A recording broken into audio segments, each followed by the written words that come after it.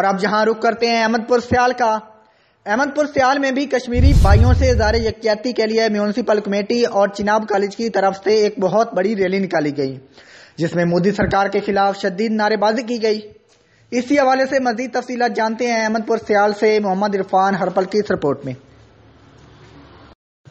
جی بالکل، احمد پور سیال ملک بھر کی طرح احمد پور سیال میں بھی کشمیری بھائیوں کے ساتھ اظہار یکجہتی کے حوالے سے چناب کالج اور میونسپل کمیٹی نے ریلی نکالی، جس میں پاکستان کا قومی ترانہ اور اس کے ساتھ کشمیر کا بھی قومی ترانہ پڑھا گیا۔ مقررین نے اقوام متحدہ سمیت انسانی حقوق کے دیگر اداروں سے مطالبہ کیا ہے کہ کشمیریوں پر جاری بھارتی ظلم و ستم کا فوری نوٹس لیا جائے۔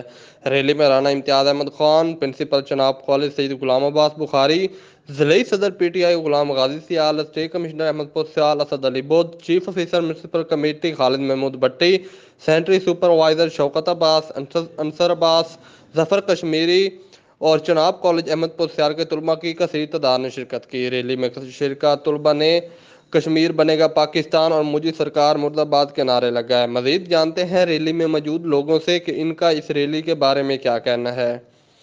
کیمرہ مین ٹیم کے ساتھ محمد عرفان ہرپل، City 5 TV، احمد پور سیال۔